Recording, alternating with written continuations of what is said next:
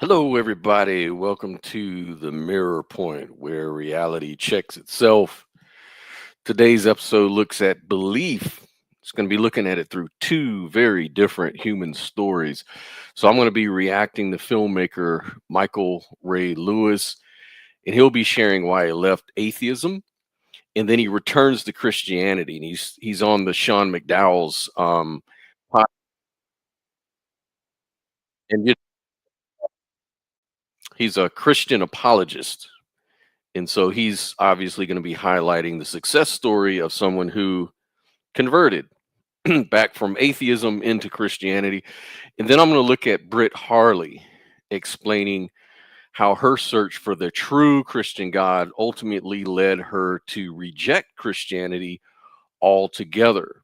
And this is through going to seminary school. So these aren't debates, they're case studies in motivation, meaning, identity, and what we can learn about belief, how it works for some people and fails for others. So, yeah, man, this should be interesting. I haven't watched these whole things. I just kind of stumbled across them and thought they would be good stuff to kind of to look at today. So, yeah, man, let's get right into it.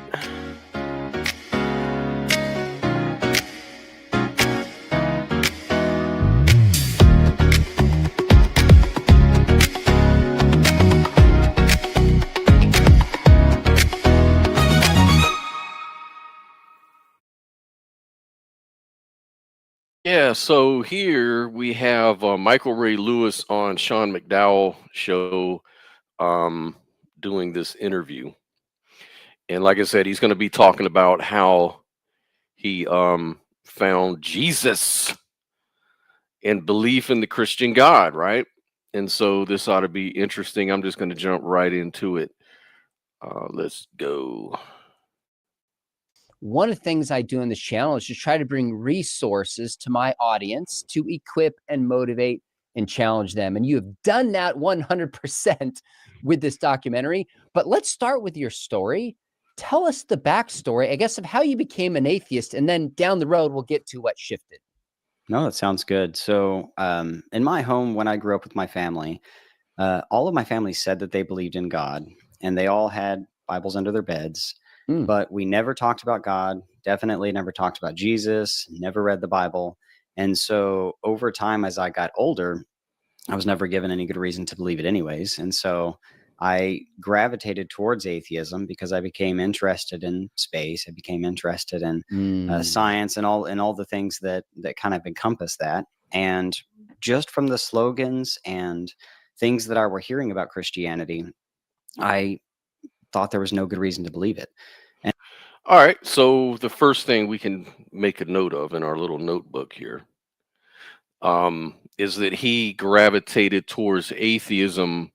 Number one, because Christianity wasn't really pressed too hard in his family. So he was maybe they were cultural Christians, you might say. And the other thing is he liked the slogans that he heard. It seems like it conveyed a feeling of superiority, intellectual superiority based on these slogans to reject Christianity. And so that appealed to him. So those are two things we can keep in mind, both of which are not good reasons to believe or not believe things. I think those things are um, based in feelings alone. And feelings alone are not going to lead you to, any kind of certainty about things. But I'm just, speaking my mind. Anyways, let's go. And then on top of that, the only real interactions I had with Christians, or what I thought were Christians, were the ones on the street corners yelling at me that I'm going to hell. And that was not something I wanted to be a part of. And so I And think for the I started record, you don't mean be a part of hell. You mean be a part of a group that would yell at people in that fashion. Exactly. I didn't want anything to do with those Christians. And so naturally I just adopted atheism. I mean, it was the best option out. But over time, the more I kind of became committed to it, the more aggressive I became towards Christians. The more I would almost enjoy hitting them with hard questions. So he became a troll. So that gave him a feeling of superiority. A lot of times people troll online because it gives them some kind of endorphin rush. They like the idea of owning someone, without the danger of actually being in front of that person face to face and having to deal with that person face to face. It's a lot safer as a keyboard warrior to troll Christians and vice versa, which doesn't surprise me, because if he became an atheist just because it sounded intellectually superior than Christianity, and the only idea of Christianity that he had was from street preachers yelling at him, those feelings motivated him to be a atheist troll so far. Poking fun at their belief systems. I would watch documentaries making fun of Christianity. There was one by Bill Maher. I can't remember the title of it. Religulous, right? Yes, that was it. I watched that, and I saw how he went around town and was just the Christians weren't able to give him any good answers, and he was just poking holes in their belief systems. Yeah, and it was a very funny movie, Religulous. To me, it was a comedy, but it was sort of a caricature of Christianity. It looked at some of the worst cases of people and Christians and apologists and people like that, which is fun to pick on. I do it all the time myself, so I can't really condemn that kind of stuff, but there's got to be something deeper to it as well. But so far, it seems like this guy is going off this sort of intellectual superiority, this sort of arrogant way of laughing at the Christians for their stupidity. Maybe that's what I'm getting out of it so far. And then the other documentary I watched was Zeitgeist. Yep. Showing that Jesus wasn't an actual historical figure. He was just a myth that was copied by all these other ancient myths. And those were very persuasive to me. And I think I just took things at face value. And so as I became an atheist, I adopted that worldview. And it wasn't until years later, I ended up meeting my now wife. And we got married, and she came to me. Here we go. I have a theory. Many people convert to Christianity because of their wives. I bet you his wife was a Christian. How much do you want to bet his wife was a Christian and had something to do with his conversion? See, I used to be a leader in different churches, congregations, and we used to make that joke all the time. These men are here because their wife dragged them to church. They'd rather be at home watching the football game, I guarantee you. But they're at church because their old lady dragged them into it, so to speak, is what we would say. And just to kind of put this in perspective, she did grow up in the church. She was a believer as when she was younger, but she was pulled away by a lot of her friends. And of course, I pulled her away when we started dating as well. But she comes home to me one day and she says, I feel like Jesus is calling me back. And I'm like, that means I've got to deal with all this again. So I was like, all right, you know what? I'll give it a second chance. I'll go to a church with you. And I remember we walked into the church. Okay, hang on. Can I jump in right now? Because Sure, I feel like this is the part where you become a Christian. I want to know more about this atheism journey first. Oh, yeah, absolutely. So, yeah, it does sound like this is where he becomes a Christian. He's influenced by his significant other. And that's an all too common story. So again, bad reasons. I'm hearing a lot of bad reasons so far for becoming an atheist and then leaving atheism to become a Christian. I'm seeing this guy's reasoning about why he's shifting views are sort of not very epistemically sound, but they're based on just something else. how old were you when you would have kind of said, you know what? I think I'm an atheist. Like, what stage were you in life? I would probably say early 20s. I would say early 20s. So early 20s. And it sounds like it was more of a default adoption than it was a thought reasoned entrance into here's why I'm an atheist and the evidence lines up. Right. At the time, I thought I was putting a lot of thought into it. Well, don't they all? Especially young people. They're not wise enough to see the difference, so they conflate their feelings for reasons, for good reasons. They don't know the difference between good reasons and bad reasons. They just could be peer pressure, could be a sense of arrogance or entitlement or something like that that pushes them towards any particular belief, and they confuse that with a good reason. And really, philosophically, logically, it doesn't really follow. But But looking back at it today, no, it was not well thought out. It was more of an adopted belief system that I thought looked more appealing than anything else. Very interesting. Okay, so what did it look like when you said you got a little bit more aggressive in your beliefs? Were you going into chat rooms? Were you making videos? Were you looking for Christians to do this? What did that look like for you to be an evangelist for atheism? I wouldn't necessarily call myself an evangelist for atheism because I wasn't going on social media and debating people. But what I would do is that when I would have conversations with people, anytime I heard the word Christian, that was my cue. That was my cue to bring up something, or I'm like, I'm going to have a conversation with this guy. And that's when he was a troll. He knew just enough to think that he was smart enough to own the Christian online.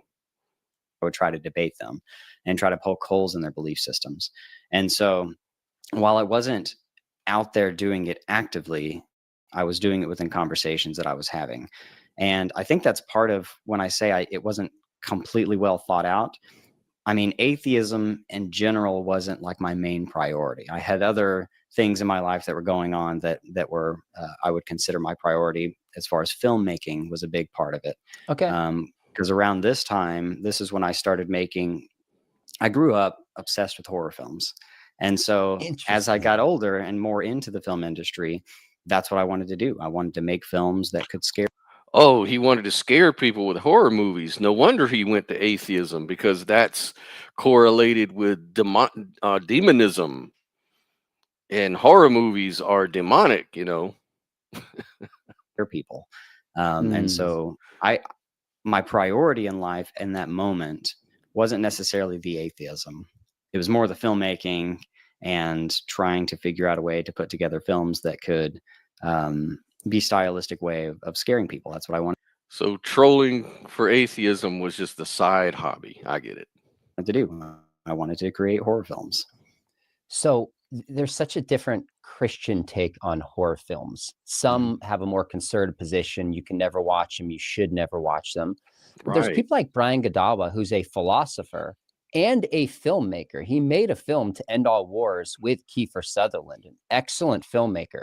And in his book, Hollywood Worldviews, he talks about how he really likes horror films in the sense that they're one of the genres that still has real right and wrong built into it. There's justice and injustice. There's such a thing as evil.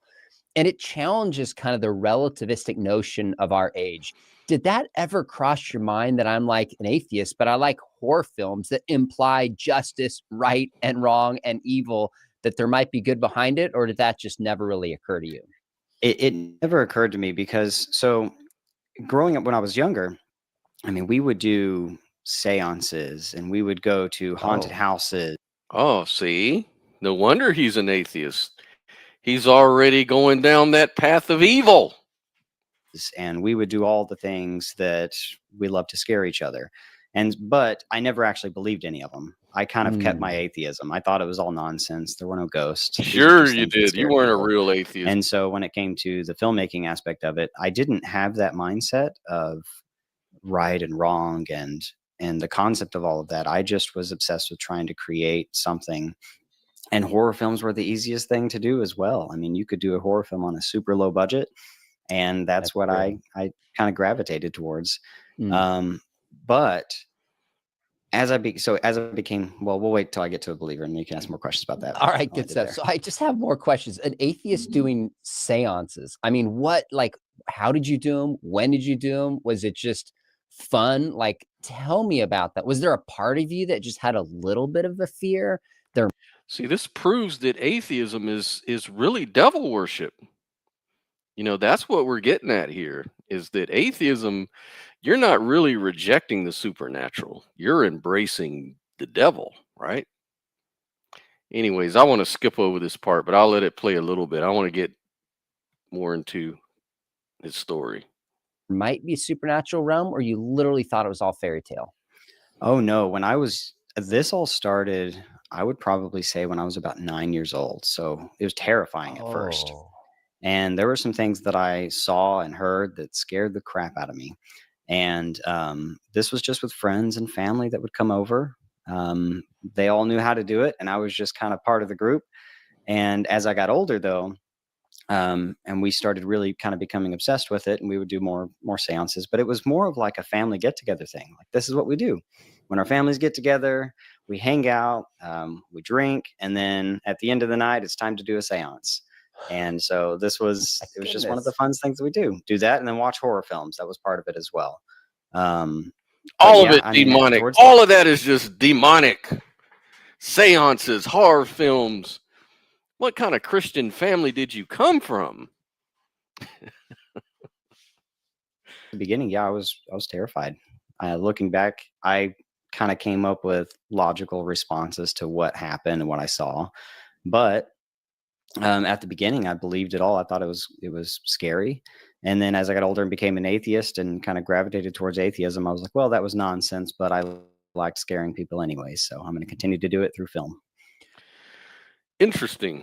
So that lets you know when people tell you stories of their supernatural experiences, you should probably not trust them too much, because maybe in 5 years they'll turn around and tell you, oh, I've realized after I become an atheist that was kind of all nonsense.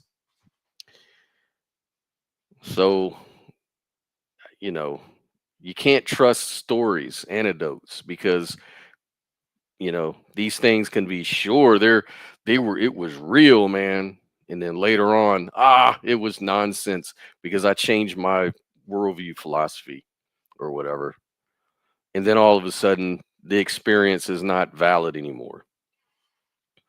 So it's an interesting observation.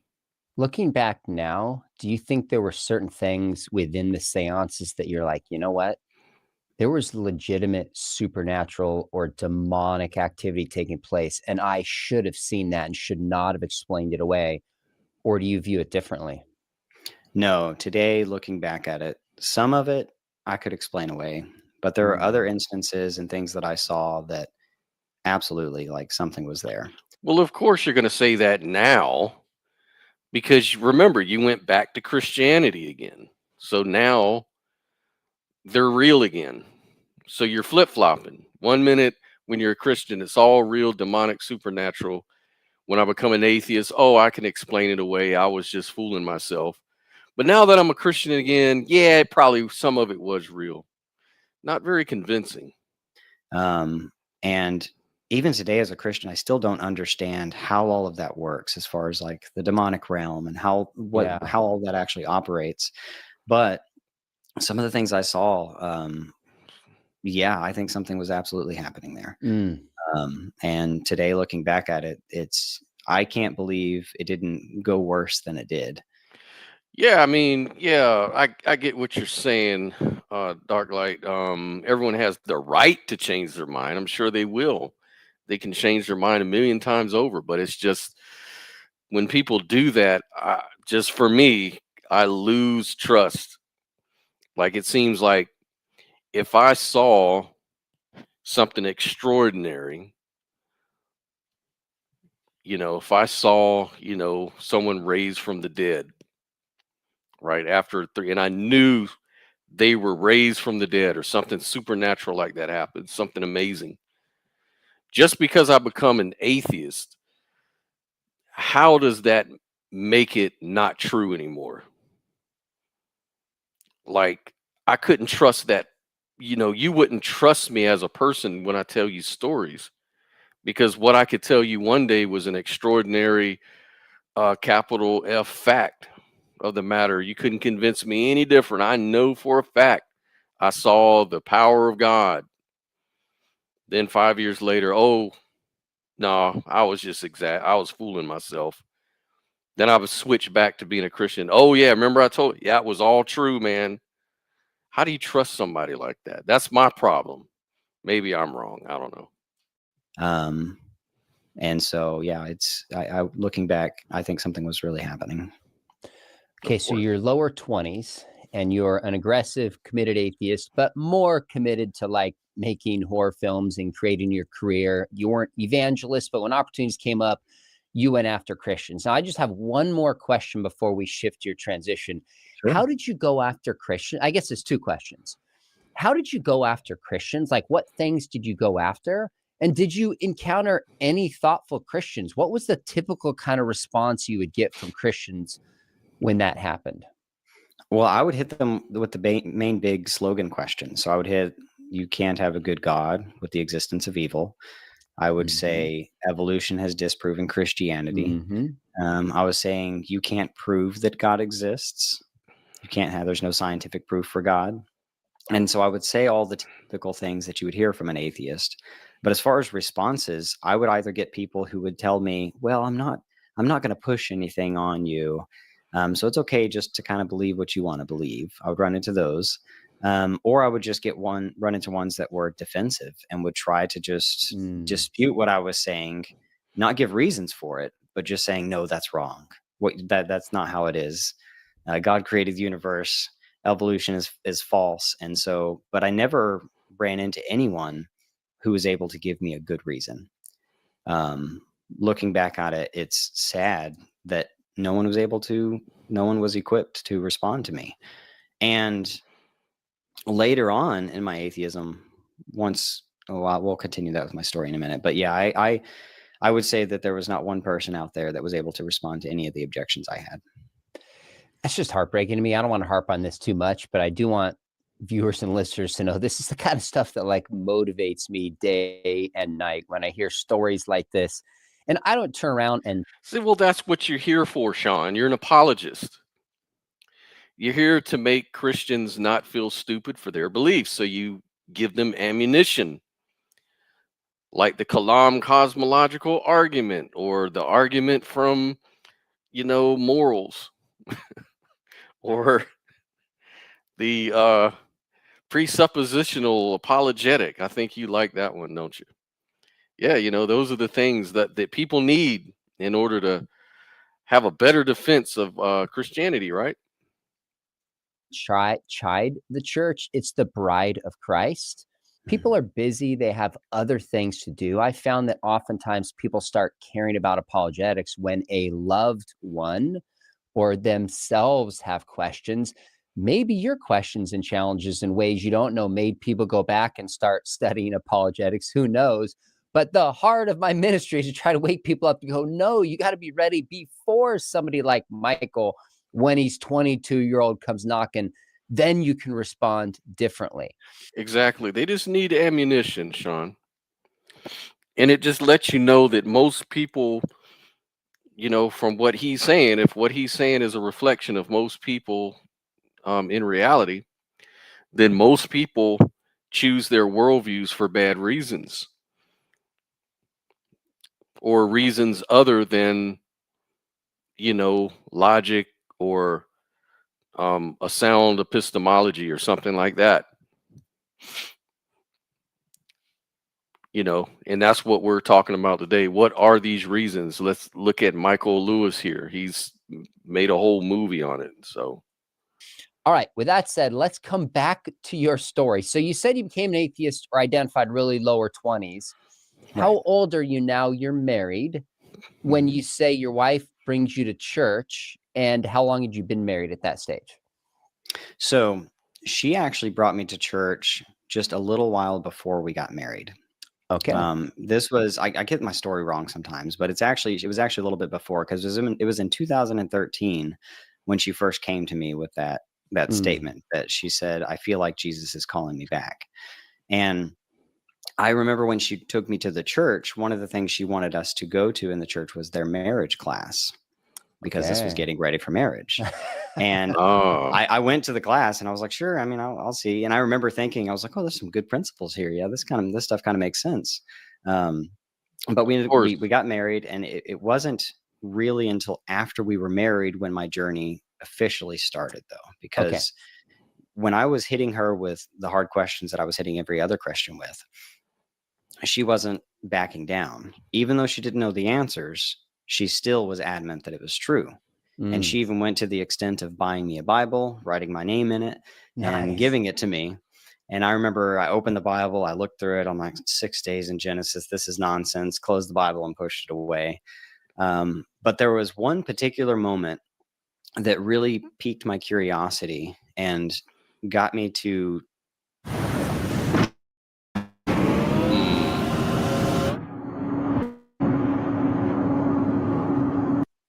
take a deeper look at all this Christian stuff. And it was a YouTube video that popped up on my feed by Hugh Ross, Oh, going Hugh over his Ross. perspective of the creation days. And that one video, after I finished it, I said, maybe there is something to this. So an interpretation. So you were just looking for something to kind of give you that permission slip to please your wife. Is that possible? I don't know. I don't mean to psychologize, but is that possible? Because that seems like a very weak argument to shift your view, just an interpretation of what the days mean. Because if you look into it further, you can see how the days were literal according to the ancient Hebrew, biblical Hebrew. So are you just looking at one particular interpretation, and are you considering all of them, or did you just settle with Hugh Ross? That's something good that I would have asked. And so I kind of went, and then I started looking through Genesis again in light of what he had covered from that interpretation, or the Old Earth interpretation of Scripture. And it all started to kind of line up, and I'm like, okay, well then now I'm curious. So I kind of went from a state of like aggressiveness towards Christianity. I softened up, went to the church with my wife, but then I started to get really curious. Okay, let me jump in here. How old are Yep. you when this curious stage starts? I was 26, around 26. Okay, so about 4 years after saying you're an atheist, living that out, now your attention has been gotten, and you're curiously seeking more evidence, and you're married at this stage. Yeah. And you're letting Hugh Ross's interpretation be the pivotal moment, you said. Exactly. Okay, keep going. Yeah. Okay. And then once I really started to become curious, that's when I started buying books. Now you're investing money. Let's go. Right. And keep in mind, prior to this, I had never finished a book my entire life. I went through high school. Goodness. I would watch the movies of the books that they were reading just to kind of slide by to pass the tests.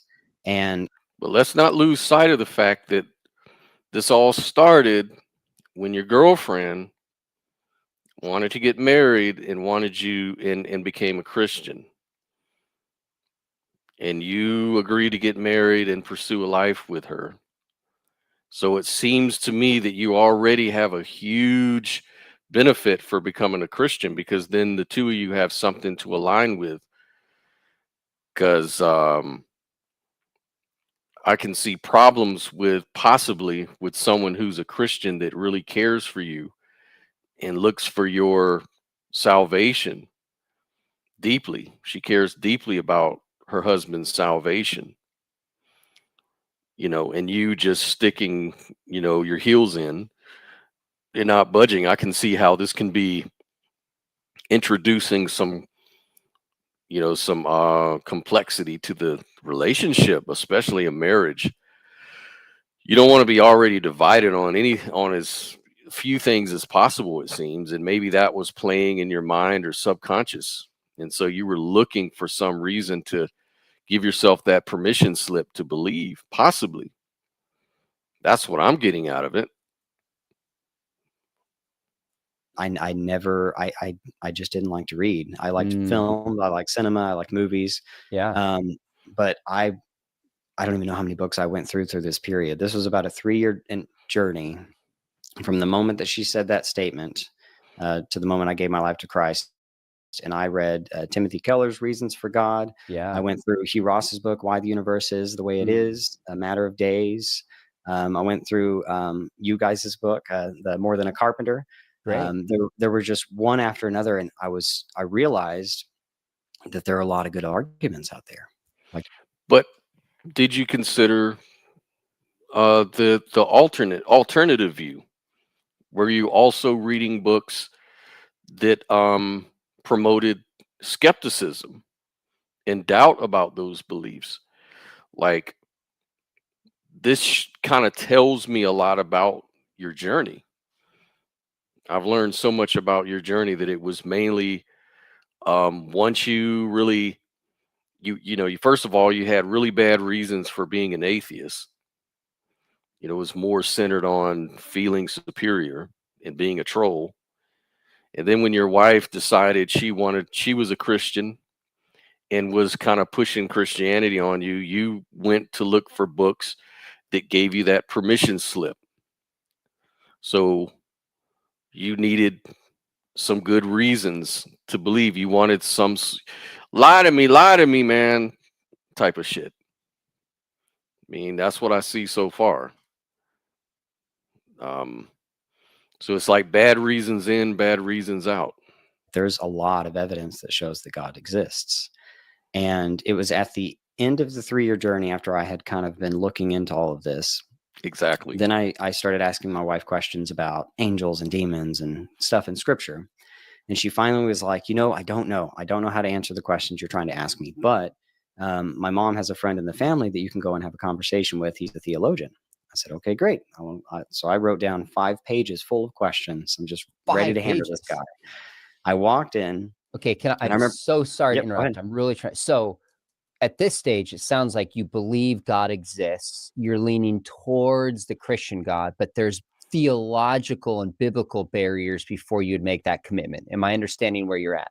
You're exactly right. Okay, keep going. Because I had looked through other religions and belief systems at this point too. It was a lot of digging in during that 3 years. But once I walk in the door to talk with this theologian, I remember I just went down the list and I was asking him a question and a question. I remember specifically every question he went to the scriptures and he was answering it using the scriptures.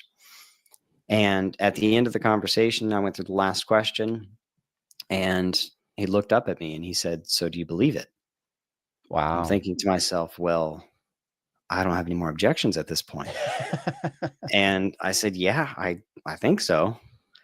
But it didn't really sink in at that moment. It was actually the drive home, on the way home, is when But why do you believe the scripture is an authority? Why do you believe it's even about God? How do you know the Bible's about God? I mean, have you ever asked that question?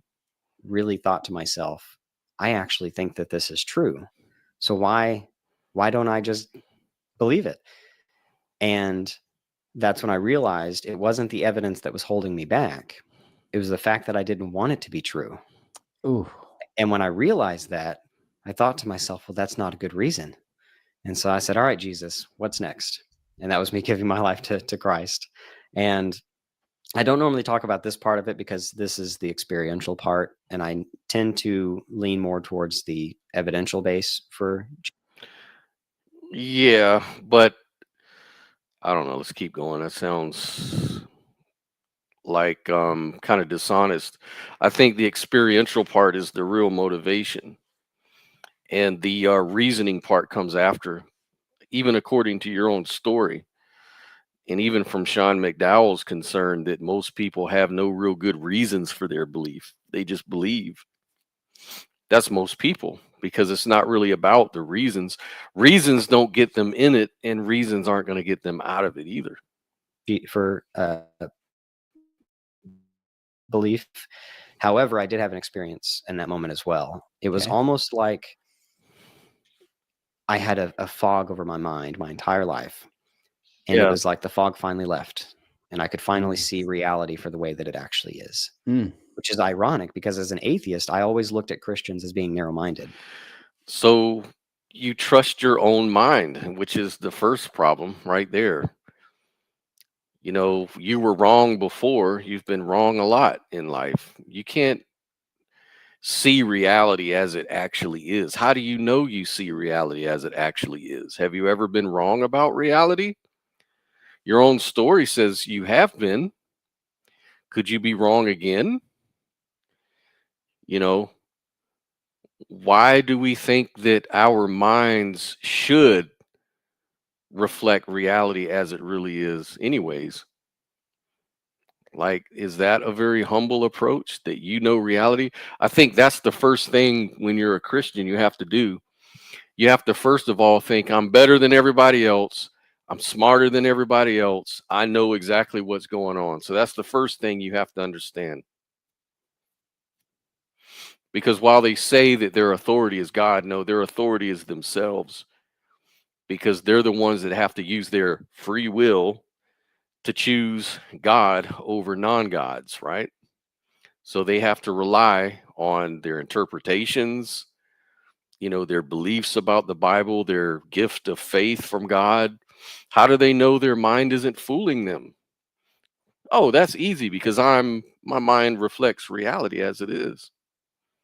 And it's only after seeing the Bible, reading the Bible, that I can now see reality as it actually is. Does that make sense?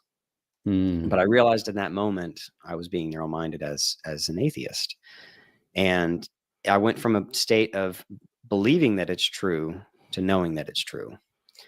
And from then on, my journey went to trying to help others see the evidence that convinced me that it was true. If Christianity is true, then atheists are narrow-minded because they only believe in material things, or things that spawn out of or depend upon material things. Not true. I can testify to that, as I'm not one of those type of atheists. So that's not true. And I know a lot of other atheists that are not materialists.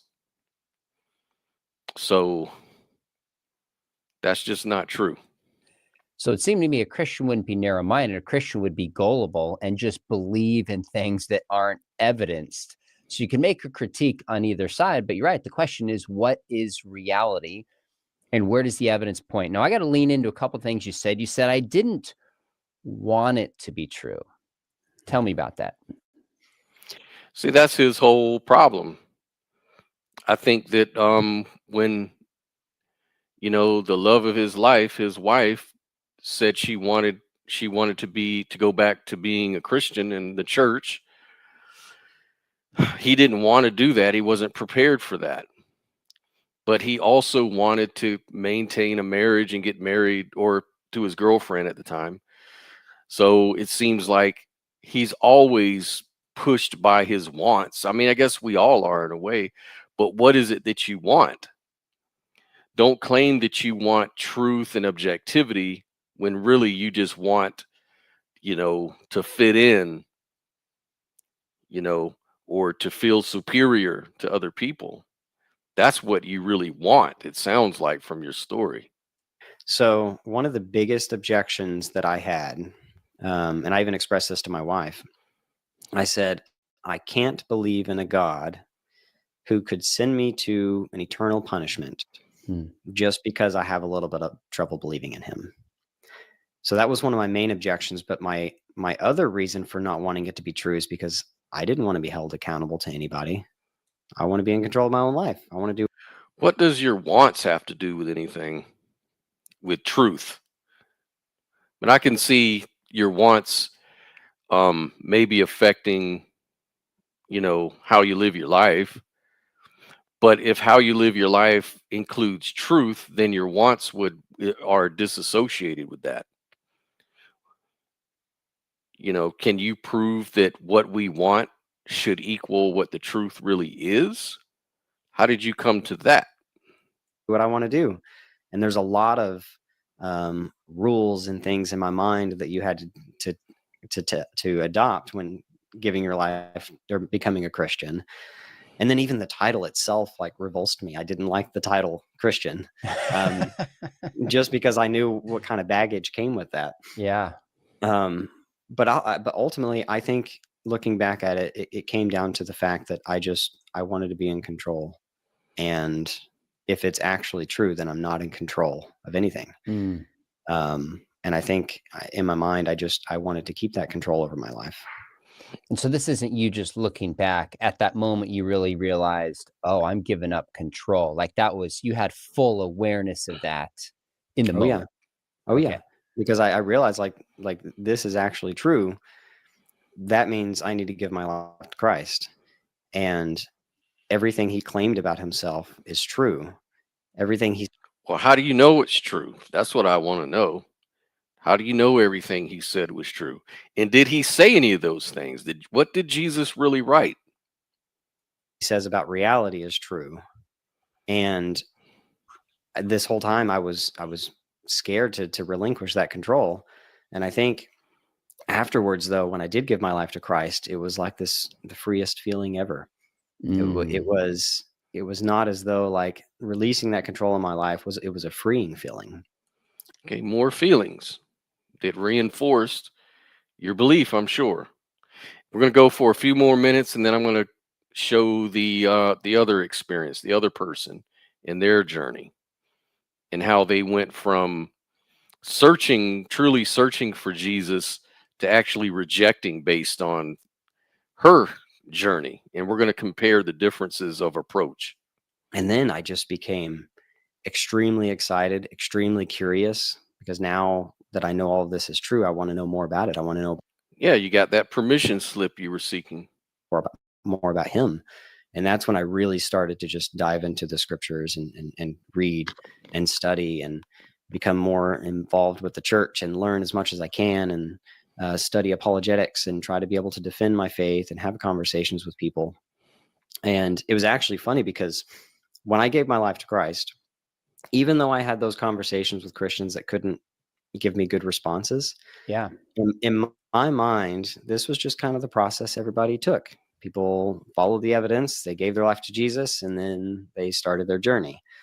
But after giving my life to Christ and going to the church, I realized that 90% of believers, that wasn't the case. They had grown up in the church. This is just kind of what they believed their entire life. They never seemed to really question it. I'm sure they had objections, but they never had the kind of doubts that I had. And so because of that, they had no idea what apologetics even was. And see, someone like him is either going to get really close-minded, because he's going to be facing that cognitive dissonance. Because if somebody can challenge those apologetics and show how unsound they are epistemically, which I think I can do, for one, and a lot of other people can do it too, and have done it, then, and I'm sure he's aware of them. I would hope Michael was aware of those. Then he's probably just hardening himself. He's hardening his heart. And maybe that's why he rejects it, because he's already made his mind up. Now he's just doxastically closed. He's made that decision, and he's just tired of flip-flopping back and forth. But see, everything he's shown so far has been a bad reason for belief. And I'm sure he's just going to go on and, talk about his apologetics and what he does. So I'm just going to go ahead and end this one, and we'll look at the other person's story here. But yeah, man, it's just crazy, man.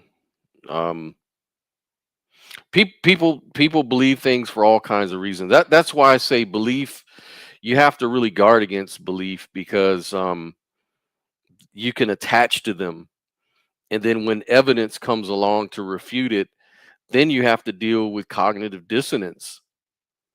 And who wants to live their life like that? That can be very miserable. I went through it when I was a Christian too. But yeah, we're going to look at Britt Harley. She's from the No Nonsense Spirituality. She's an atheist, and she's going to talk a little bit about her journey. Spirituality. I'm an atheist spiritual director. And I thought I'd share my story of how I lost my faith in theology school, but I also want to talk about the broader experience of why seminary or theological school is essentially like an atheist making machine. So first of all, just my story real briefly. If you've been following me for any amount of time, I was raised Mormon. I lost faith in like the literal belief that Mormonism is like the one true religion by the time I was a teenager. I was doing what you would call like nuanced Mormonism, like kind of the sense that maybe Mormonism isn't the one true religion, but this is just like one pathway to God, I think is kind of how I was doing it. Because I'm a teenager and I'm trying to reconcile with my family because I got kicked out of my home. But eventually, you know, in early adulthood, I lost faith in Mormonism entirely. And as any Christian will tell you, like, that's great. Like, you lost faith in that religion because that religion is crazy and you had the wrong Jesus, you had the wrong God. So I'm like, fantastic. I'll go to theology school and learn about real Christianity because apparently I just had the wrong religion. So I took this very seriously. I've always, since I was a child, like asked deep questions.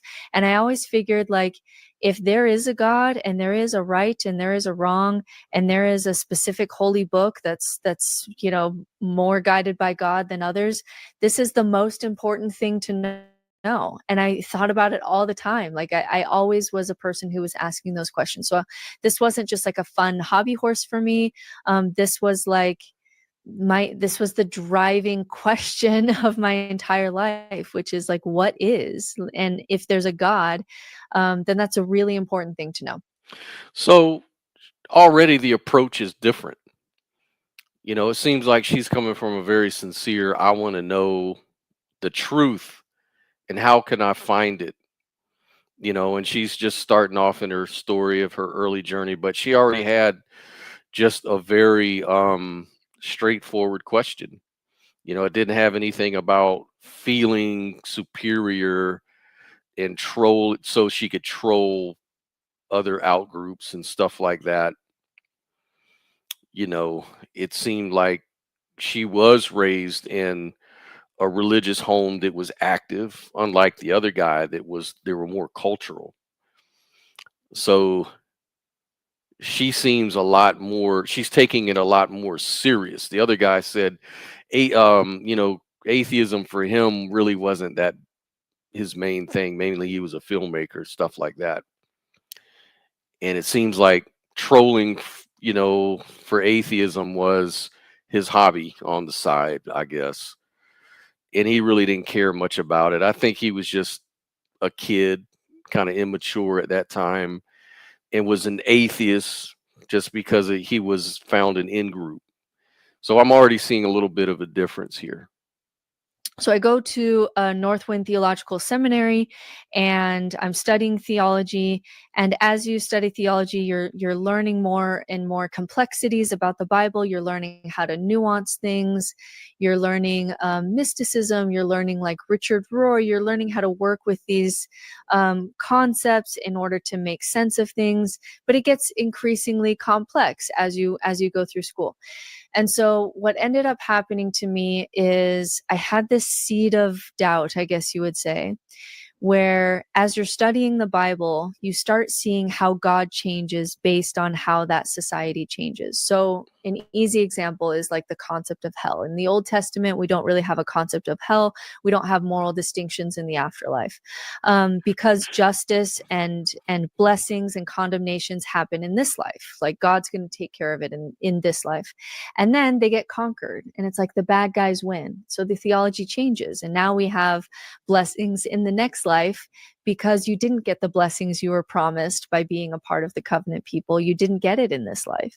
And so then we start to see moral distinctions in the afterlife. And that's just one tiny thing. And then you start to read thousands of these things where there's some kind of change with the society. And then all of a sudden the God changes. So she was looking at information that was challenging belief. She was looking at all different sides of the issue.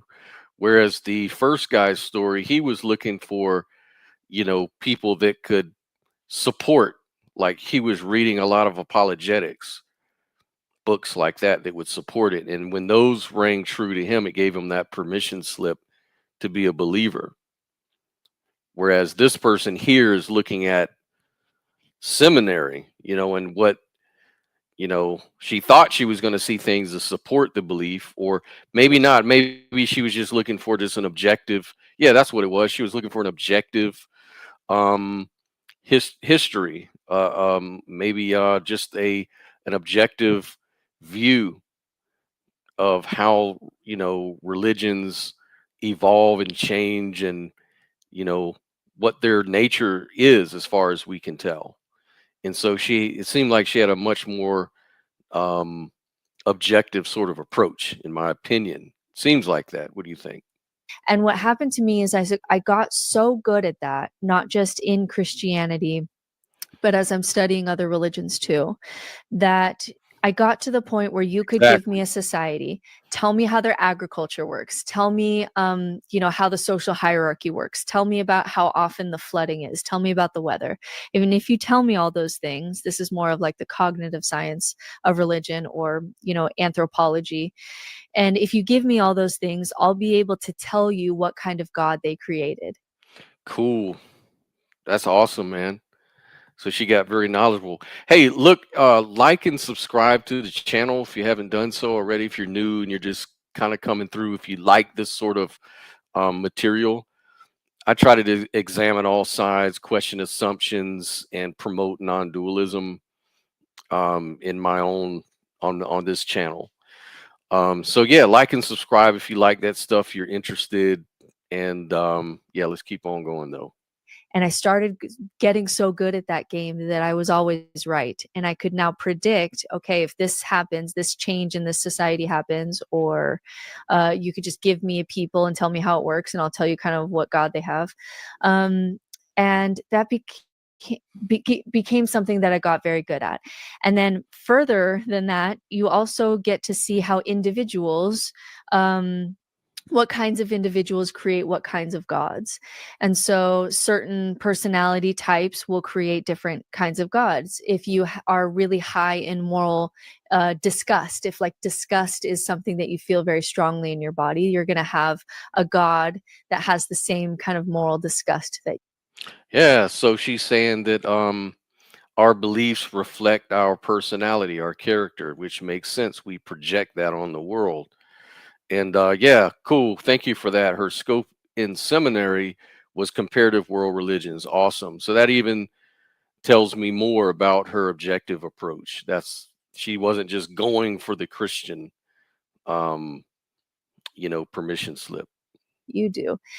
If you're autistic, you tend to be either fundamentalist or you tend to be atheist, but not so much in between.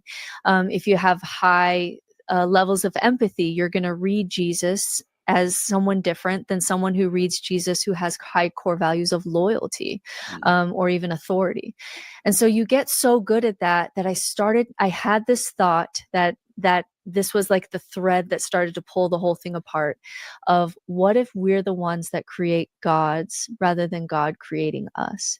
Because I got so good at that game of knowing how individuals and societies create gods and why they do, like the psychology and sociology behind that. So again, like the first move that you would make with that, which everyone makes when they have this thought, is, okay, maybe we're all accessing God in our different ways. And this is like one of the stops on deconstruction that I feel like everybody goes to. What if this is all like facets of the same diamond? Or like, as a parent, my kids bring out different sides of me. Maybe I'm more playful with one kid because that's what they need from me, but I'm more snuggly with another one because that's what they need from me. Kind of like the perennialist philosophy, and also some pantheistic sort of ideas that God is found in all religions somehow. God reflects the universe type stuff. Me, right?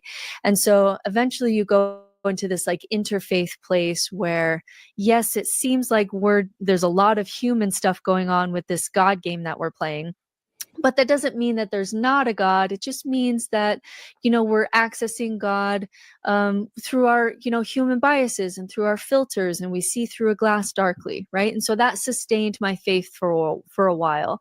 And I see a lot of people end up there too, where they maybe lose faith in like the God of the Bible, but they still would believe in something like a higher power that we're all accessing through these different religions. And then that started to also break down for me too, because once I had essentially the courage to say, okay, what would it look like if religion and God was a human project? And I put those lenses on, things started to make more and more sense. So when I started to look at, for example, like near-death experiences from a more secular viewpoint at what's going on at the level of the brain, it started to make more sense. When you start to look at religion as what societies do, because we co-evolve with religion, it gives us a lot of things that we need psychologically and socially, and it helps us with our existential fears. It started to make more sense. When you start looking at claims of the supernatural, when you start looking at holy books, if you put on the lens of, okay, let's just look at this, maybe I'm not convinced, I'm just going to try this on, because my thing was always like, if there is a truth, it can withstand the questions of my, small, tiny human brain. Truth, good approach to have. Just keep in mind that it is a story, though. It's all of these are just interpretations and stories, and it's just which story seems to make more sense. That gods were created by humans, and therefore we have different gods. Is it that there's one true God? It's just that people base their own interpretation of God on their religions in error. Like many fundamentalist Christians say, yeah, everybody knew God existed, but as cultures divided, they started to worship the God in different ways, or the belief that there are many gods, like demons that pose as gods. And so they latch on to cultures, and you have this supernatural spooky story about demons becoming worshipped, and so they're called false gods, and that explains the diversity of belief. Personally, I'm for the naturalistic version. I believe in what's natural. I believe in the patterns and regularities of nature, but that's just me. And so I just started to put on the lens of like, what if humans were doing this? What would it look, what would this look like?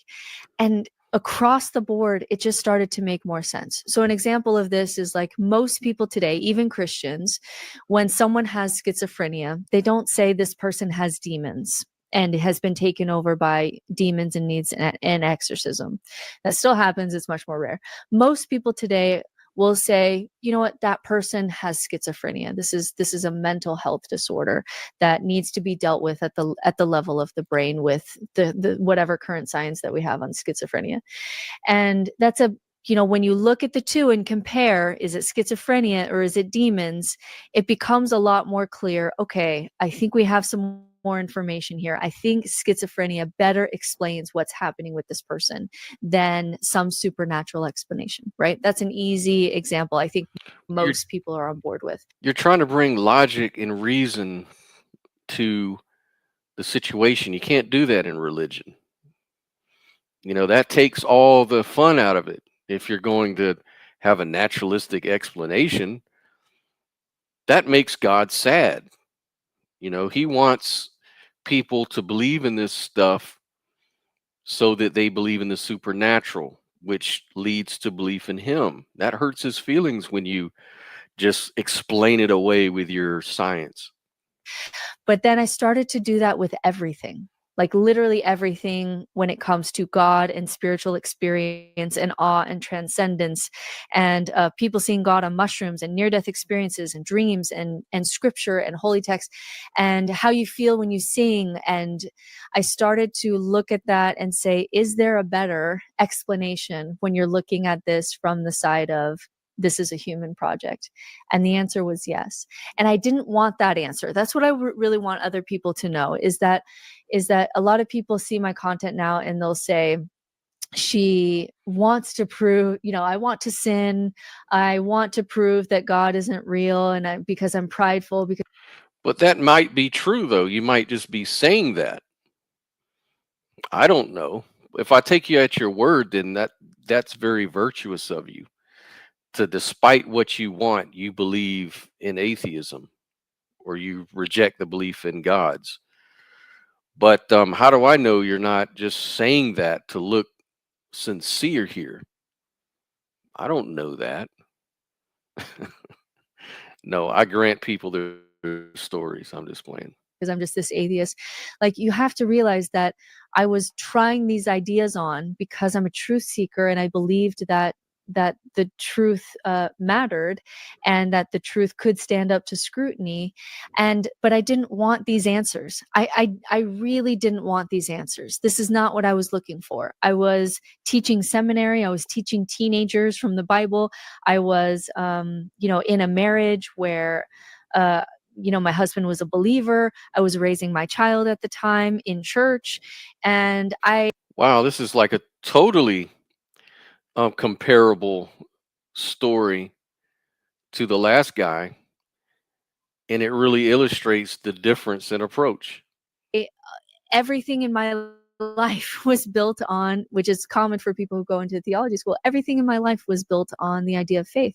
Not just like, my friends and my family and my community, but my identity and my sense of purpose and my sense of morality and my sense of meaning and how I make decisions, and just literally every aspect of my life was built on there being a God. So I didn't like any of these answers. And when it got time for me to write my dissertation, as I was thinking about what to write my dissertation about, I gotten to the point where I had to be honest with myself that I no longer believe in God. Once you put on that lens to see, is there a better way to explain this from the point of view of secularism or this being a human project? Does it make more sense? And the answer was yes.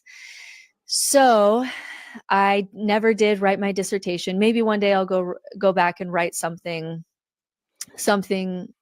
I don't see, even now I don't even know what I would write. Maybe I'll go back at some point and write something just so I can finish the thing. But I never wrote that dissertation, and I dropped out of theology school, and had nothing at the time and had to rebuild, which I've talked about in other episodes. And so I learned that this is a very common experience, that I'm not the only person who went in. But if the secular story makes more sense, then how do you explain 2 Timothy 3:16, which says all scripture is God-breathed and useful for teaching, rebuking, correcting, and training? It says it right there in the Bible. And the Bible is true. It says so right there in the Bible. Logic 101. Went into theology to be able to find God or get closer to God, and then ends up losing God in the process. It's actually a very, very common thing that happens, to the point now that churches are starting to try to make their own kind of higher education, because they know if they send these kids to theology school, that half of them they're never going to see again, because they're going to lose their faith in the process. Hi, I'm JT, and I made Result Hunter, the search engine for conservatives. Let me just tell you what it does. First of all, no thanks. So now I want to talk about why it is that way. Not just my story, but now kind of the broader story of what's going on in theology school in America, and what is the data that we have on that, and then kind of where that leads us. And I also want to talk about kind of the big secret of, as someone, let's go into deconversion. And so it's not even something that's discussed openly. And so we can't get a sense of the numbers, but our best guess, because we do have one study from the Fuller Seminary that said about a third of people experience a major crisis of faith while in seminary, so a third. And then of that group, so that's like 33%, of that group, 10% will move on to some kind of more nuanced version of faith, and then about 20% will lose their faith altogether. And so maybe that's not a lot, like 1 in 5 from that study, but just like imagine a medicine program where 1 in 5 people who go in to become a doctor come out not believing in science anymore. Like, that's still a lot. Like, these are people who didn't want to lose their faith. They were Right. And once they lost their faith, it's interesting that some of them turn out to be like a nuanced form of spirituality or religion, and others become just hard atheists. And could that be, as she said, a reflection, just like the kind of God you worship is sort of a reflection of your character or personality, like your God beliefs reflect your person? Could it be the response to being in seminary depends on your character? Like, if you're still, like she said, a fundamentalist type of thinker, either becomes an atheist or becomes a fundamentalist Christian type. Does this apply here, I wonder? They were all in people like me who, lose their faith in theology school. So across the board, what we do know from the studies that we do have, and again, we can't get a sense of the numbers, but when you hear someone say I became an atheist in theology school, it's very common. But across the board, the main reasons for losing faith include, looking at the Bible with a critical lens, with a historical critical method lens, and realizing that the Bible has multiple authors and contradictions. It's culturally situated in a context. Going into the philosophy of religion, grappling with the problem of evil, divine hiddenness, which is like, if God is here, like where's God? Alex O'Connor had a debate one time where he asked someone, like, Alex O'Connor, like me, is an atheist. He started out more atheistic than I did. I kind of made that transition, but he also spent a lot of time in school studying God and theology and religion. And he asked someone he was in debate with, I've looked for God. I've lived like a Christian. I've read everything. I've prayed. I've fasted. I've studied. I read the poems. I read the mystics. I'm trying everything to be able to have some kind of experience with God, and nothing. And so the debater in response said, and like, this was I guess the best answer that you can do with this question. He said that Alex is a better atheist for the world than if he were a Christian, because he helps to refine Christianity and religion with his questions and with his critiques. So God is absent because God would rather have Alex be an atheist. So, in other words, we all need each other. The atheist, the unbeliever needs the believer, is how we refine each other. Yeah, I get it. And that's the connection. That's through diversity, there's connection. There's this sort of non-dualist view that can come out of the dualism of belief, non-belief, that they're still connected at heart. And so that was an interesting answer to watch that play out in debate. And then also, like, epistemology. How do you know that your religion is true when everyone believes their ism is true? Like, then, something else must be going on here.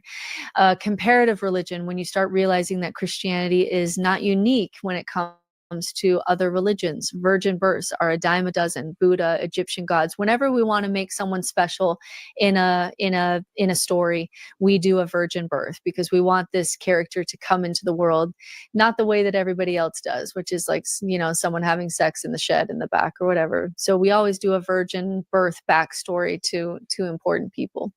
And then there's the moral distress, coming into contact with the Bible's violence and sexism and problematic texts that have have caused real harm into the world. And so if you accept that this is the way that God spoke to us, and God knew that certain verses would cause unbelievable suffering, then God either wasn't powerful enough to influence the text, or not good, or doesn't care, or doesn't give a shit, right?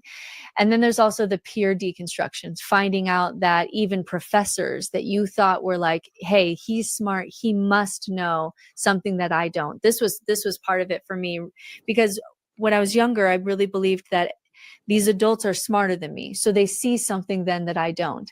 And then when you get behind closed doors, you realize all your professors are deconstructing their faith and doing mental gymnastics, and they struggle with some aspects of faith. And when you learn that the people you thought who were smarter than you, who maybe had reasons for their faith that you didn't see yet, when you realize that they're quietly doubting too, it can also blow up your own faith.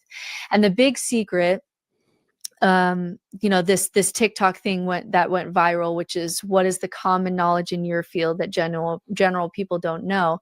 And for sure, the thing we all know in theology school is that the Bible is complicated, that things are allegorical at best, because literal interpretations can't be true. And the Bible itself cannot all be true.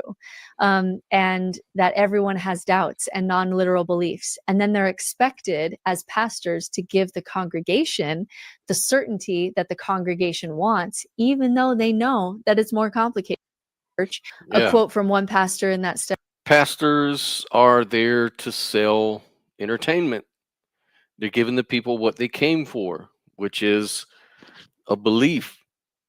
They want to, have a community of believers, and they want someone who can lead the charge, lead the way, be real smart at conveying the ideas, and encourage them, and be a pastoral, lead the flock. They want to be the flock. Was, we have to interpret things in ways that people can hear. You can't dump the documentary hypothesis on someone in a sermon. And then we have the Barna Group research on pastors and doubt, which was also in 2017. And it said that 26% of pastors said that they frequently struggle with doubt, but they fear losing their role. They're concerned about affecting people's faith and the ethics behind that. And so they just struggle privately behind closed doors. And there's also this belief that doubt is something that needs to be privately processed. Otherwise, you are damaging other people's faith. And then what if you're wrong? And what if God, throws you in hell for that? It's a whole thing. And so across the literature, what we're finding is that clergy and seminary that are trained in critical methods, source criticism, comparative religion, historical theology, it really starts to blow up faith to create a deeper faith, which then you have to struggle with because, your congregation's not going to want that, or you're going to lose all your faith, altogether. And once you're placed in a church, you're going to feel pressured to simplify and sanitize. And this creates that dual discourse where I will show you videos. You can see them where an academic conference or a theological conference or clergy talking to each other, and they have one language for that. And then they have one language that they use for their congregation. And it's really interesting to kind of watch that. And that can really throw believers off, because that's not what they would expect. But let's look at the Dunning-Kruger of religion section. In it. And then those who go to school for that know that it's a goddamn mess. And then the ones that know that it's a mess are secretly doubting or doing mental gymnastics behind closed doors and are being paid by the ones who want simple, politically charged theology. And yeah, seeing all of that, seeing that sausage factory is what makes theology school an atheist factory. So I'm going to pause my notes here for a second, because I'm getting better at anticipating the comment that's going to come back, because religious debates and just debates with religious people in general, they tend to have things that you'll predict that they're going to say. And I know, I can feel it in my bones. The comment that's going to come back is yes, there's issues with some scriptures and there's issues with contradictions, but if you just read this book and then watch this YouTube video and then listen to this guy, it'll all make sense. And you start to play that game. And I have so many people, I cannot even tell you the emails that you get. I get thousands of emails that say, you know, I've listened to some of your concerns about religion, and I'll get these like long treatise kind of emails where they will show, if you watch this and read this book and then use this word to mean that, and it's like this incredibly complex structure of apologetics to keep it going, then you'll see that there's still room for faith here. And the fact that, you know, it requires so much apologetics speaks volumes. You know, the fact that it has to be so complicated, you know, to believe speaks volumes, you know. And yeah, it's just a really weird thing, you know. But leave some comments in the comments section. Let me know who had the better approach. Was it the atheist here or the other atheist that became a believer? And this was a theist who became an atheist, this last one. And let me know, you know, objectively, if you can, who had the better approach, and explain why. Because I think that can help everybody who is wrestling with the God question, or the Christianity question, or the Islamic question, or whatever your religion of, you know, exploration is right now, or non-religion. Like, what approach was better and why? And then should you apply, or why shouldn't you apply that method in your own exploration, right?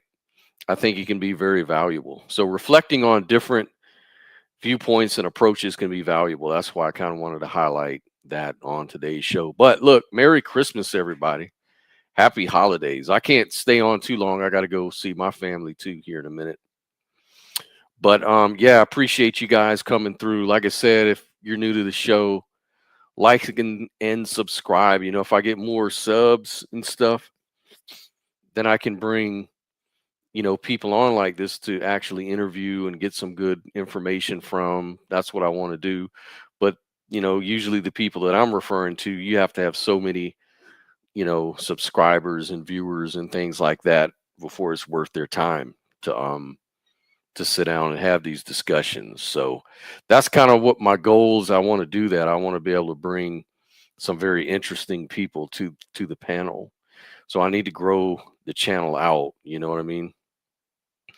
But look, I'll be back to do this again tomorrow morning, I'm sure, and then Saturday in the afternoon we're going to have our week, you know, our every Saturday open stage discussion and stuff. So yeah, stay tuned, like and subscribe, join us, man. We have a good time. And if you like these kind of conversations, please join us. Everybody's welcome. And y'all be good, man. Thank you for coming through.